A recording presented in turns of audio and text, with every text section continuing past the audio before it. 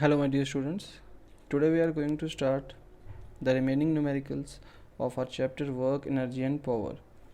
तो स्टूडेंट्स देखिए क्वेश्चन में क्या लिखा है, an object of mass 40 kg is raised to a height of 5 metre above the ground. मतलब एक ऑब्जेक्ट है जिसका मास वजन 40 kg है और उसे 5 मीटर तक हाई लेके गया है, मीन रेस किया गया है। मान लेते हैं कोई मेरे पास एक ऑब्जेक्ट है, ठीक है, जिसका मास है 40 kg। अब मुझे मान लीजिए यहाँ से ऊपर की तरफ इसको लेना है, तो यहाँ से जब ऊपर गया तो हाइट 5 मीटर जो थी वो राइज हुई और ये जो ऑब्जेक्ट है अब यहाँ पे पहुँच जाएगा। ठीक है, मान लेते हैं ये ग्राउंड लेवल है, यहाँ पे एक पत्थर है जो कि 40 kg का है, बड़ा पत्थर होगा, तो इसको 5 मीटर ऊपर तक रेज करके यहाँ तक पहुँचाना है। ठीक है, पत्थर तो उतना ही रहेगा ना वेट। अब what is the potential energy. अब पोटेंशियल एनर्जी क्या होती है? पोटेंशियल एनर्जी होती है mass into acceleration due to gravity into height. ठीक है, यहाँ पे m क्या होता है? मास होता है। g क्या होता है? ग्रेविटी होती है। कौन सी? Acceleration due to gravity. ठीक है, एक्सेलरेशन ड्यू टू ग्रेविटी होता है। और h जो है वो होती है हाइट। आपने ये फॉर्मूला लर्न करना है। ठीक है, और आपको काइनेटिक एनर्जी की तो नॉलेज तो है ही है कि काइनेटिक एनर्जी क्या होता है? Half into m v square. M हो गया मास, वी हो गया वेलोसिटी, जिसको आप स्पीड भी बोल सकते हो। ठीक है, अब यहाँ पे हमें पोटेंशियल एनर्जी निकालनी है, तो पहले तो हम इस तरह से निकाल लेते हैं ना, इस पॉइंट तक जहाँ तक हमने समझा पहले हम उसको सॉल्व कर लेते हैं। ठीक है, देखो मास m से डिनोट किया जाता है, दिया है 40 kg। उसके बाद हाइट कितनी है? 5 मीटर। हाइट आ गई 5 मीटर। और क्वेश्चन में क्या लिखा है? Small g is equal to 10 metre पर सेकंड स्क्वायर। वैसे तो एक्सेलरेशन ड्यू टू ग्रेविटी 9.8 होता है, ठीक है, मीटर पर सेकंड स्क्वायर, बट यहाँ पे उसने बोला है कि आप एज्यूम करो एक्सेलरेशन ड्यू टू ग्रेविटी को 10 मीटर पर सेकंड स्क्वायर। तो आप लिख दीजिए यहाँ पे एक्सेलरेशन ड्यू टू ग्रेविटी जो है वो 10 मीटर पर सेकंड स्क्वायर है। तो निकालिए, पहले क्या है? पोटेंशियल एनर्जी निकालनी है। तो पोटेंशियल एनर्जी जो है फॉर्मूला हो गया m इंटू जी इंटू एच। ठीक, मास 40, एक्सेलरेशन ड्यू टू ग्रेविटी 10 और हाइट 5। तो ये कितना होगा? 40 10 ज़ा 400 इंटू 5, 5 4 ज़ा 20, तो इसका मतलब 2000 एनर्जी है तो जूल में निकलेगी।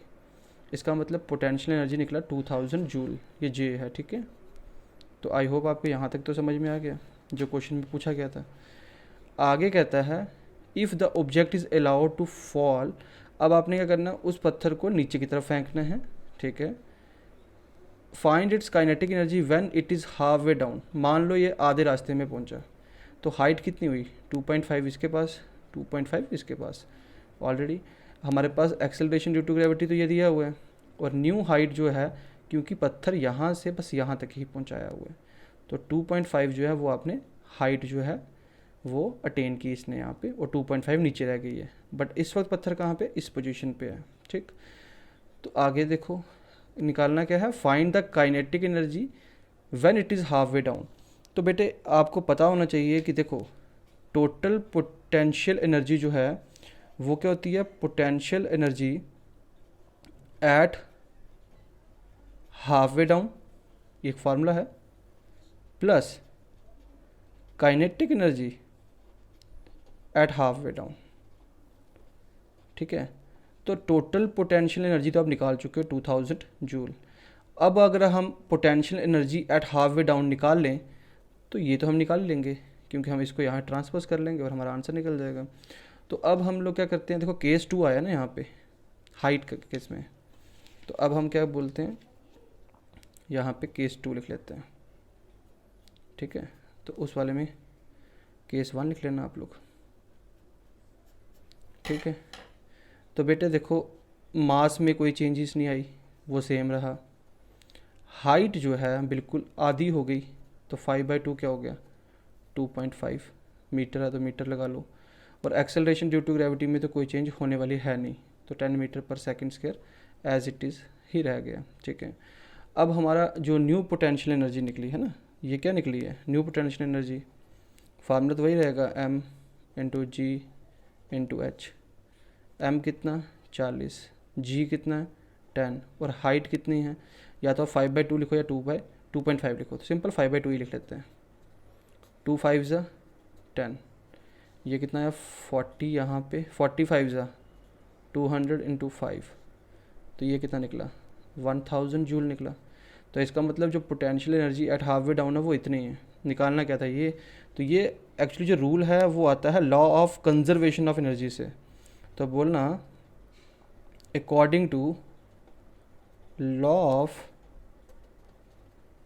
कंजर्वेशन ऑफ एनर्जी, इससे क्या मिलेगा, total potential energy is equal to potential energy eight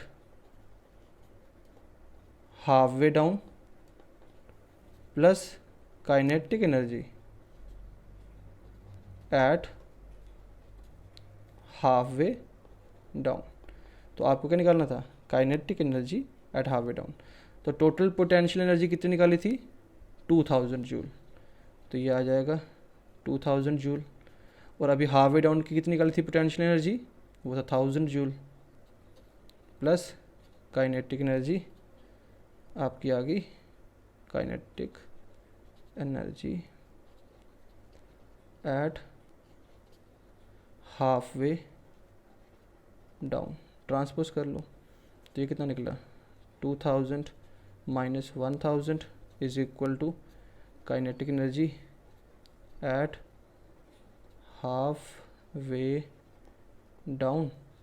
तो इसका मतलब कितना निकला 1000 जूल जो है वो हमारा आंसर है, ठीक है, kinetic energy at half way down. तो आई होप आप लोगों को समझ में आया हो, इतना मुश्किल नहीं था, ठीक है। तो इसको एक दो प्रैक्टिस करोगे तो आपको अच्छे से समझ में आ जाएगा, ओके। और ये न्यूमेरिकल सबसे इम्पोर्टेंट है इस पूरे चैप्टर का, ठीक है, इसको आप मोस्ट इम्पॉर्टेंट लिख लें, क्योंकि कोई भी अगर पेपर सेट करेगा तो हो सकता है ये क्वेश्चन ज़रूर डाले, ठीक है। CBSE वालों के लिए तो काफ़ी इम्पोर्टेंट है, और वैसे ही ये इम्प्लीमेंट किया जाता है स्टेट बोर्ड पे भी, क्योंकि ये इम्पोर्टेंट है, ठीक है। अब देखो बच्चे क्या लिखा हुआ है, क्वेश्चन है कि एक इलेक्ट्रिक हीटर है रेटेड 1500 वाट, वाट मतलब पावर, इसका मतलब एक इलेक्ट्रिक हीटर है जिसकी पावर 1500 वाट दी हुई है। How much energy does it use in 10 hours, 10 घंटे में वो कितनी एनर्जी यूज़ करता है। बहुत आसान सा क्वेश्चन है। देखो ये आ गया पावर, जिसको आप P से डिनोट करते हो, दिया है 1500 वाट, ठीक है। अब वाट से अगर हमने किलो वाट में लाना हो तो 1000 से डिवाइड किया जाता है, 1500 बाई 1000 किलो वाट, 10101010, तो 15/10 क्या हो गया 1.5 किलो वाट, ठीक। टाइम कितना दिया हुआ है 10 आवर्स दिया हुआ है। लिखो यहाँ पे टाइम, जिसको हम T से डिनोट करते हैं, वो दिया है 10 आवर्स। निकालना क्या था, how much energy does it use, मतलब कितनी एनर्जी यूज़ कर रहा है। तो हमें पता होना चाहिए कि जो पावर है उसका फॉर्मूला क्या होता है, कितनी एनर्जी यूज़ की गई अपॉन टाइम टेकन, कितना टाइम यूज़ किया गया। तो हम इसको आगे सॉल्व करते हैं। तो पावर जो थी आपने पीछे निकाली 1.5 किलोवाट, 1.5 किलोवाट। एनर्जी यूज़ तो निकालना है आपको, एनर्जी यूज़ यहाँ पे, टाइम टेकन जो था वो 10 आवर था, ठीक है। क्रॉस मल्टीप्लाई कर लेते हैं, यहाँ पे कर लेते हैं आगे सॉल्व। देयरफॉर जो एनर्जी यूज़ कर रहा है वो कितनी कर रहा है 1.5 किलोवाट मल्टीप्लाई बाई 10 आवर्स, है ना। तो 1.5 हो गया 15/10 किलोवाट मल्टीप्लाई बाई 10, और 0 से 0 कट गया, तो ये कितना आया 15 kWh है ना, किलो वाट आवर्स। तो हमारा आंसर क्या निकला 15 किलो वाट आवर्स। और कई बच्चे याद रखना किलो वाट आवर को हम लोग यूनिट्स भी बोलते हैं, तो आप लोग इसको 15 यूनिट्स भी बोल सकते हैं। तो आई होप बच्चे आपको ये अच्छे से समझ में आया हो। ठीक है, आप इसको अच्छे से समझें और उसके बाद हम लोग नेक्स्ट क्वेश्चन की तरफ मूव करते हैं। ठीक है, तो नेक्स्ट क्वेश्चन में क्या लिखा गया है वो हम अच्छे से समझते हैं और उसको सॉल्व करते हैं। ठीक है,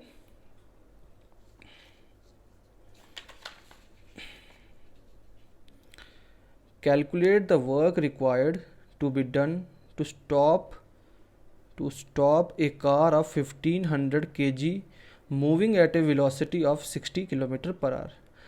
आपको बताना है कितना work required to be done, मतलब कितना काम अभी करना है तब जाके मैं स्टॉप करूँगा एक कार को जिस कार का वज़न 1500 kg है और जो 60 किलोमीटर पर आवर की स्पीड से चल रही है। ठीक है, मतलब वर्क रिक्वायर्ड है। वर्क जो है ऑब्वियस बात है, वर्क डन हो तो वो जूल में ही आंसर निकलता है। इससे पहले मैं आपको एक चीज़ और समझाया, तो कभी भी किलोवाट आवर को कन्वर्ट करना हो मीटर पर सेकंड में तो हमेशा उस इक्वेशन को मल्टीप्लाई कर लेना आप लोग 5/18 के साथ। और वैसे ही अगर मीटर पर सेकंड को कन्वर्ट करना हो किलोमीटर पर आवर में तो मल्टीप्लाई कर लेना 18/5 के साथ। ये एक शॉर्टकट ट्रिक होती है, आप इसका इस्तेमाल करना। ठीक है, किलोमीटर पर आवर से मीटर पर सेकंड उस इक्वेशन को मल्टीप्लाई करो 5/18 के साथ, और मीटर पर सेकंड से किलोमीटर पर आवर जाना हो तो मल्टीप्लाई करो 18/5 के साथ।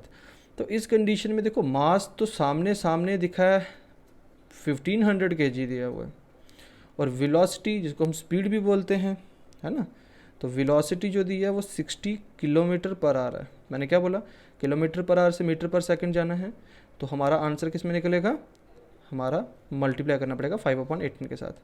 तो इसको करते हैं 16 × 5/18। ठीक, तो 6 3 ज़ा 18, 6 10 ज़ा 60, 10 5 ज़ा 50, इसका मतलब 50/3 मीटर पर सेकंड हमारा यहाँ तक जो है स्पीड या वेलोसिटी निकल गई। अब हम निकालते हैं काइनेटिक एनर्जी। ठीक है, काइनेटिक एनर्जी का फॉर्मूला आपको पता क्या होता है, half into m into v का स्क्वायर होता है। तो हाफ यहाँ मास कितना था 1500 इंटू वेलोसिटी आपने निकाली 50/3 का होल स्क्वायर कर देते हैं क्योंकि साथ में स्क्वायर लगा है। तो करते हैं सॉल्व, 2 × 7 14, 2 5 ज़ा 10 और बचा 0, यह आया 750 मल्टीप्लाई 50/3 मल्टीप्लाई 50/3, तो 3 2 ज़ा 6, 3 5 ज़ा 15 और यहाँ पे आ गया 0। अब आया 250 × 50 × 50 है ना, यही आ रहा है ना। तो अब हम इसको सॉल्व करके देखते हैं कितना आता है। ये आ गया 250 × 50 × 50 आ गया 2500, इतने आया ना, 3 2 ज़ा 6, हाँ ठीक चल रहा है। तो यह है 2500/3।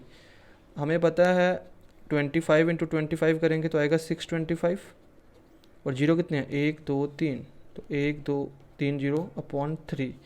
अब हमारा आंसर कितना निकलेगा 625, क्या है ये 625,000/3। तो बच्चे ये आपका आंसर आएगा कुछ तकरीबन 2083333.3 जूल, क्योंकि काइनेटिक एनर्जी निकाल रहे हो आप लोग। ठीक है, तो ये आप लोग डिवाइड करके चेक कर लेना क्योंकि डिवाइड में काफ़ी टाइम वेस्ट हो जाएगा मेरा। तो ये आपका आंसर आ गया। ठीक है, तो अब लास्ट में लिखते हैं थस हम ये कह सकते हैं कि 208,333.3 joules of work has to be done, इतना काम करना पड़ेगा ताकि मैं स्टॉप कर सकूं इस मूविंग कार को, दिस मूविंग कार। तो आई होप आपको समझ में आया हो, मुश्किल नहीं था। ठीक है, अब हमारा इस चैप्टर का लास्ट न्यूमेरिकल बच गया है। जो कि काफ़ी आसान सा है। क्या लिखा गया आप देख लें।